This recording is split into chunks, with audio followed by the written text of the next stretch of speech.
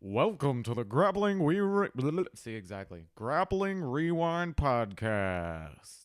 Welcome to This Week on the Grappling Rewind Podcast. On this week's show, we're going to preview UAEJJF Grand Slam in Abu Dhabi. We're going to preview Fight to Win 97. We're going to preview the Third Coast Grappling Championships, the King of Mats, and recap some events that happened this week as well. As always, I'm your host, Maine, joined here with my co-host, Emil. How you doing, Emil? I'm doing great. How you doing, man? I'm doing pretty good. This is a rare Thursday recording. Yeah.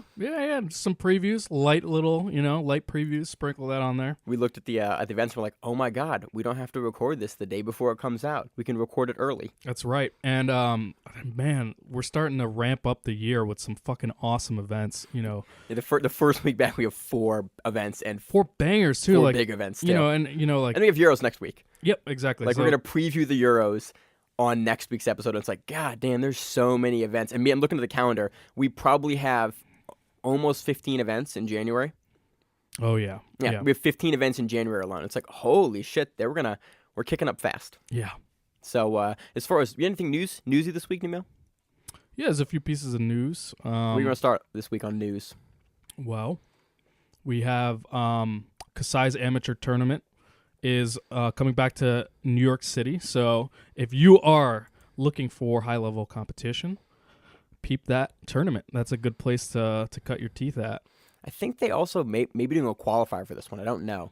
They're doing the Dallas Super Series coming up soon, and I think one of their upcoming events has one of their tournament qualifier spots for Kasai Pro on it, like they used to do. Because the first, I think, 2 or 3 events they did, they had these amateur tournaments. Then one of those divisions had a spot that you get into a main tournament. So another grappling-related news, Spider also announced that they have an amateur tournament coming up for a qualifier.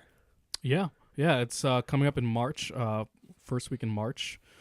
Spider's also a fucking marquee event now. Like, I love that these professional organizations are starting to really attract, amateurs and stuff and having these open style qualifier tournaments. Yeah, this one seems like a little less open. Flo has a write-up on this one, and it seems like you have to apply to be chosen by committee to then compete for your spots in this qualifying event. But, dude, Spider, we saw some dudes that were purple, brown, and black belts in their last tournament that were standouts. And I think everyone by the end of it was a black belt. Yeah, I view if they're soliciting applications, I view it a little bit more open because open entry, open application right, for it. Exactly. And if you're at that level and they're interested in seeing you and seeing what you can do, you can get selected. It's not just an invite only. Yeah, it's not invitational. It's an application, and then you get selected. So that's really cool. They put together a really outstanding event last year, and we watched a couple of their events. I eventually saw, got a couple champions crowned, and it was overall a really, really cool format. So I'm excited they're doing it again, and looking forward to covering it. You anything else, Bill? No, were there any promotions this week, man? Oh, yeah, there were. Nikki Sullivan got her black belt. Awesome. So I believe she has 1 or 2 belts in Fight to Win. So it'll be interesting.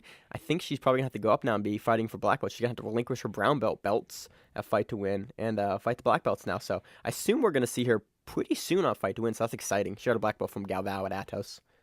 Awesome. So that's exciting. Oh, also pulled out of my tournament.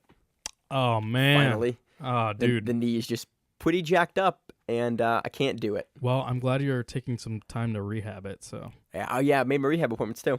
I'm going to go to physical therapy. I actually made those appointments today. I was Excellent. like, let me actually call, because I got the prescriptions a couple of weeks ago. Let me actually call and make an appointment and actually get that done, because it hurts to get up off the ground still. So that's not good. That's not good, but hey, kudos to you for getting it checked out. I mean, kudos to something. 2019, starting it right, going to physical therapy and getting my shit checked out. I'm not going to stop training and rolling, but I'm at least going to a doctor about it. Okay. The judgment is hard on me. I feel you. Yes. All right, so let's get into some previews.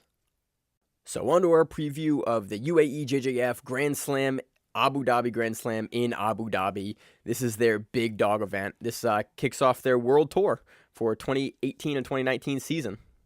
Yeah, this is one of my favorite events, man. I really like the way their format, and I don't know if in part it's just because there's the pressure of having all of the the sheiks there who are no nonsense, it seems like, in terms of stalling and whatnot.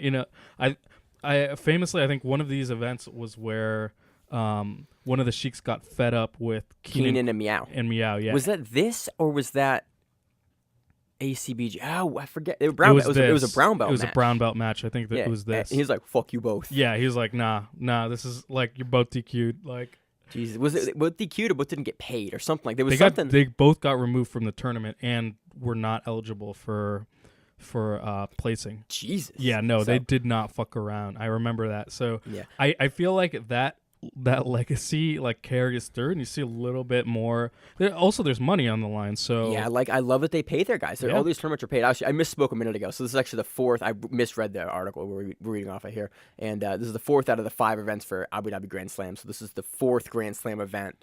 And it's in Abu Dhabi. They have like a Tokyo Grand Slam, they had a Rio Grand Slam, but the Abu Dhabi one always has that little bit extra in it because it's actually in there. The LA Grand Slam, which is where that was the other one. Yep. Gianni beat Paulo for the first time. Yeah. We see Paulo and Joao in these a ton. Yeah, like really, really frequently. They compete for UAEJJF a lot. So where do you want to start? Want to start with the big guys, the little guys? Wow, start with the little guys. All right, you would, Emil. Okay, we got 56 kilogram. We got George Nakamura. We got Masaki Todoroki. We got Carlos da Silva, Federico Guimares. At 62 kilograms, we have Joao Batista. We have Hiago George, Isa Karasanov, Danilo Barbosa, Gabriel Fernan. Potentially, we got a couple other people too. We pending. got this is interesting. Yeah. They potentially got Joao Miao in this one as well. Yes. And I think he's probably the favorite to take this. I wonder the pending must be like visa related or something. Usually they probably pulled this off a smooth comp, and you can see who's basically partially registered for the events. Got it. And then it'll have like a red bar next to their name that goes pending payment and registration. So like for instance, Grappling Industries, you can see for one of their upcoming events, the OSO event in Maryland in February. I'm partially registered for that event, but I haven't paid yet and finished it because I don't know if my knee's going to be good yet. So I'm still listed. I'm listed as registered for that event, but not like final. So I've seen that before for UAEJJF. So the other two pending in 62 kilograms are Samuel Lira and Pedro Clementino. In 69 kilograms, we have Tiago Bravo, Andre Monteiro, Victor Moraes, Daniel Santana, Diego Medeiros. And another pending registration, Paulo Miao. 77 kilograms, we have Roberto Satoshi, Levi Jones-Leary, Hilton Silva, Diego Ramallo. We have Marcos Costa, Marcelo Pereira, and pending Bradley Hill. In the 85 kilogram division, this looks like a really fun division. Right now, this is the division that I'm pretty much the most excited to look at. Yeah. Is this 85 kilogram division. We have Gabriel Arges, Charles Negromonte. We got Hulk, Lucas Barbosa, DJ Jackson, Hudson Mateus, Manuel Hibamar, Igor Souza, and we have pending Renato Cardoso and Fasai Al-Ketbi. Dude, that's a crazy ass division. That's a really good division. All these other brackets look good. This 85 kilogram bracket looks fucking crazy. We're definitely gonna cover some matches from that. So the other thing that's awesome about this event is like their brackets are manageable, right? Like they have, because generally they're like in these far off places, you know, only the top competitors will get out to these. So well, they also, a cool thing they do is they fly guys out to certain events. Yeah. I don't know who. I know Matt Layton was talking about it on the Grapple Union podcast when he was on there. I want to say sometime last year or 2017. I think it was 2018. And he was talking about how the UAEJJF run stuff because he was number 1 ranked for them for a while, and talked about how if you were a top guy for them, they treated you pretty well and they flew you out to places and they covered like certain expenses. It was really cool and kind of a cool insight to what they do for high level competitors. So maybe they're getting help getting out there, but if they win, they get paid because the Grand Slam events pay pretty well for UAEJJF, which is awesome. So 94 kilograms, we have Helton Silva, Jackson Souza, Adam Wardzinski, Basil Fanos, Eduardo Machado, and we have pending Zaid Semi and Zayed Obaid. And 110 kilograms, we have Ricardo Evangelista. Cyborg, maybe he's going to slap someone this time. We'll see. Muslim Pastragov, Rodrigo Hibero, and Herbert Santos. So we're going to see those two guys go at it probably. Yep. Yeah, that's going to be I don't know when the last time they met each other. I assume they have been because they're always in 110 or plus 110. I can't remember, but those guys will go at it, man. Yeah, should be fun. It's going to be really aggressive. And the women's events are always a little small, so they actually always for UAEJJF, they combine women's brown belt and black belt to make the brackets a little larger. So in the 49 kilogram division, we have Maisa Bastos, pending Luna Barea. We have 55 kilograms, Sayuri Toledo, Timarias Menezes. We have Sabrine Cruz, 62 kilograms. We have Hope Douglas, Bianca Basilio, pending Nadia Mello, Natalia Souza, and Diane Bazzani, 70 kilograms. We have Samantha Cook, Tamara Silva, Yara Kakish, Veronica Macedo, and Magdalena Lasca. and at 90 kilograms, Gabrielle Pasajena and Natalie De Jesus. the Jesus. So, yeah, so it'd be a really, really fun event. Again, I like watching UAEJJF. I think that shorter round time really pushes the action because these are 6-minute matches, right? Yes. They're not those long-ass 10-minute. Again, I like certain 10-minute matches, but we were talking about this probably like almost 6 months ago at this point, where that shorter format for the matches, A, for us makes it a lot more manageable, and B, we get I feel like we get much fewer stalling matches at the black belt level. Yeah. Like, guys are much more apt to score and, like, be actively going for the score. And potentially not waiting for that opportune time. They'll go a little before it because they have such little time to work. So you get a lot of really, really fun matches and some fun upsets as well in these tournaments because of that shorter time frame, I think. I agree. I love that format. Yeah. You really do love that 6-minute time frame. Yeah, man. It makes it more watchable too, you know? Yeah. I would definitely agree. Like, the watchability of these events goes up. So this is on Flow. Watch it. Should be a good event. So on to our preview of Fight to Win 97 in Sacramento, California. This event is headlined by a Masters black belt no-gi title, Elliot Kelly. Oh, Elliot Kelly, no shit. The Fire Marshal versus Tex Johnson from Unity. We have a super heavyweight. Actually, let's talk about that for a second. That's going to be a really fun match. Yeah, we've seen Tex do a lot. He's very versatile. He's always putting on entertaining matches, so. Yeah, we just saw him versus Tom DeBlass. Yeah. Where he got Tom DeBlass in a footlock, and then Tom DeBlass didn't tap, and then Tom DeBlass was like, my foot's kind of fucked up, not going to lie, and he lost the decision. So, Tex has been on a tear recently. We just saw him win ADCC Trials. What was that? A couple months ago? Yeah, 2 months ago? Yeah, I think about 2 Something months like ago. that. And Yeah. so, Elliot Kelly, again, perennial top contender for Fight to Win. Always great to see these. This is a good-ass matchup. I didn't know both these guys were in Masters. Yeah, I mean, actually, Tex doesn't surprise me that much. I didn't know about Elliot, though. So it's cool. This is for the black belt Masters no-gi title. So after that, we have a super heavyweight black belt gi match. Ernest Mello versus Ricardo Give me that name. Potencio Feliciano. Okay. We have a 230-pound black belt gi match. Ricardo Barros versus Stephen Hall. We have a 200-pound black belt no-gi match. Bryant Pangelian. Thank you. That's the one name I can get every time. And he's against Tim Freeman. We have a 190-pound black belt gi match.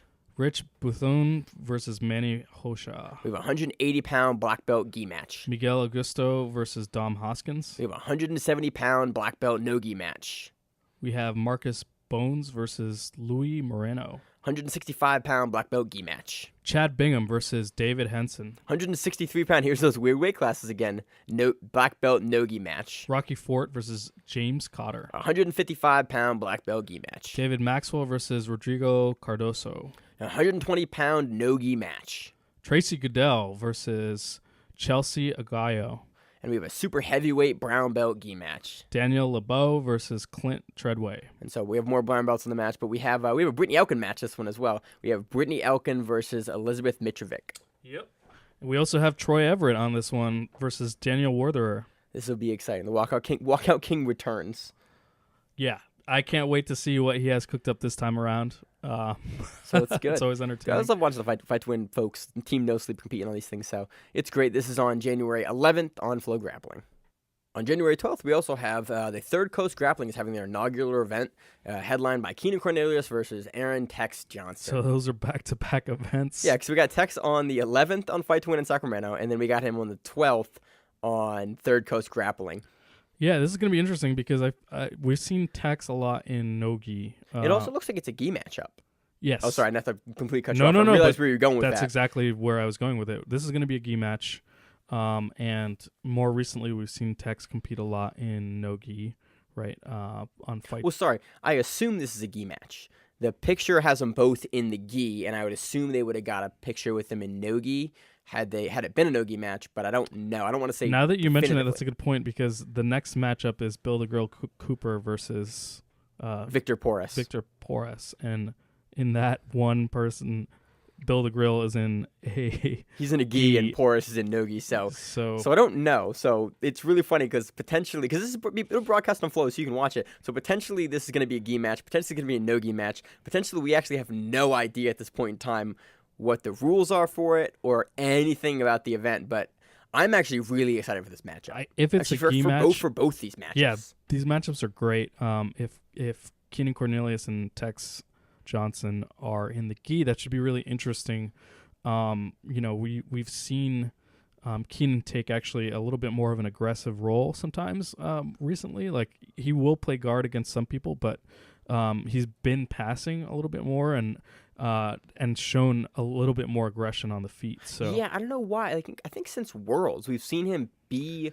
Like, he kicked up the aggressiveness kind of after Worlds again. Was like, oh, shit, like, you even can play in that. Worlds, like, with the Leandro Low match, he was definitely standing up a little bit in he that. He has that, but I think definitely in 2018, towards the end of that, we've seen much more, like, aggressive passing and like aggressive guard work out of him as opposed to, like, more the floaty guard work. Yeah, so we'll see, and, at least in no-gi, we've seen Tex play a lot of guard. We've seen him he's been footlocking the fuck out of everyone recently. Yeah. So, straight ankle locks are fucking brutal. Really, he's been going for straight ankles a lot. Yep.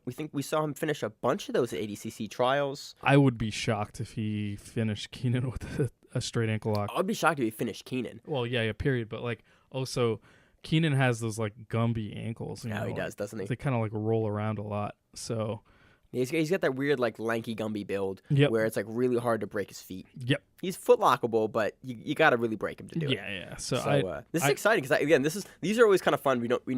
We like to know the rules beforehand and know that, like, gi or no gi beforehand, but it is kind of fun occasionally to go into these, just have no idea, like, and be able to just speculate on, like, hey, if it's gi, this could happen. If it's no gi, this could happen. So this is going to be a fun matchup. Yep, and so hopefully it's broadcast. Hopefully everything's good, and we get to see some really fun jiu-jitsu. The card's got a bunch of other grapplers on it. There's some other names we recognize. I think Will Tackett's on this event, and there's a bunch of other names that we see frequently on. Yeah, Will Tackett is versus Jeremy Morris. There's a bunch of other names we see here, not infrequently on Fight to Win cards, and so it looks like a pretty good event. I'm just less familiar with a lot of the other names on it. But should be a lot of fun. Yeah. Awesome headliner and co-headliner, so. Yeah. So on to our preview of the 2019 Abu Dhabi King of Mats. This always throws me off every single time because we cover two organizations. We cover the King of Mats, King of the Mats, and King of Mats. There's 3? I don't know. I think there's 2. I think I fucked that up. There's Abu Dhabi King of Mats, and then there's King of the Mat, which is different. Yeah. Yep. So Abu Dhabi King of Mats always takes place after their Grand Slams. Basically, it's a semi-invitational. Like I think it's an invitational. It's an invitational, and then like certain people can place into it. I think from the regular Grand Slam tournament, it's always on the last day. Maybe. So this one, they always run it after the fact, though. Right. So Abu Dhabi Grand Slam is going on the 10th and 11th, and then the 12th is the Abu Dhabi King of Mats. So it's always a really fun event. They run it in a very, very strange, very complicated way to cover for us because it's 2 brackets, and it's very hard to figure out who is in each bracket. There's an A group and a B group. Very similar to how Copa Podia runs it. Right. And then based upon your performances in that round robin of your bracket, then you go on to the finals. Right. And it's always very, very hard to figure this out for us on our end, but it does lead to some really, really exciting matchups, and it all has to do about who you fight first. Right. Because if you fight like a monster first and you're tired going to a second match, you can have a worse second match. It's really interesting, honestly. I don't hate the format. It is just very difficult for us to cover because when the results come out, it's not necessarily apparent what order it happened in and then who was in Group A and who was in Group B. Yeah, it takes a little bit, but yeah, it's still a ton of fun to watch. So we have, in terms of entries... and this is a middleweight King of Mats. So they've done open weight, they've done different weight classes. This is the middleweights. Gabriel Arges, Isake Bahens, Alan Nascimento, Diego Ramallo, DJ Jackson, Roberto Satoshi, Espen Matheson, Gilbert Dorino Burns, Manuel Ribamar, and Hudson Tellis. You always put the R on Ribamar. Hibamar. It's Hibamar God. because it sounds dope. Yeah. So this will be a fun event. Again, we don't have a ton. We don't have the brackets out yet. We don't have the groups out yet. So we can't really. Again, for any sort of bracketed format, we never like to speculate on like, oh, this matchup, because there's so many variables that we can talk about for 10 minutes, and then these guys never meet, and it's just kind of 10 minutes of wasted preview. Yeah. That being said, I mean, there's a lot of talent in here, and the matchups are going to be really, really compelling. It's always a ton of fun to watch. Yeah, you always get some strange matches too. Every time there's always like some weird thing that happens in these, so it's always a lot of fun because you never know what that X factor is going to be. Yeah, it's hard to maintain consistency when in this round robin format because you're having a minimum of 3 fights. Yeah, well, and a lot of these guys compete the day before too. Yep. A lot of these guys, I think, no DJ is in the regular bracket for the UAEJJF. No, pretty much at least half of these guys are. Yeah, I think so. Roberto Satoshi, Izake Bahens. I think Bahens is in there as well. Yeah, so most of these guys are going to compete for 1 or 2 days before this, and then also compete in the King of Mats. Sorry about this little cut here. I just had a huge coughing fit. Yeah, Maine almost died from a peanut. Yeah, it was not good. We were talking, all of a sudden I just started choking. It's like, oh, this is bad. So that's why there's a weird cut right there. So apologies for that. We were talking about King of Mats before I almost died. That's right. Yeah, just ton of weird things can happen, in these round robin formats, and certainly it's really, really hard to get through and to win these things. So whoever does, usually is the King of Mats. That's right. Well, and also just an absolute monster. And also gets hella paid. That's right. Which is dope. So that pretty much does it for the week. There's a bunch of events coming up. Not a whole lot else going on. It's been, honestly, this is the last slow week we'll have for at least, looks like... pretty much forever. 3 months? There's like a little...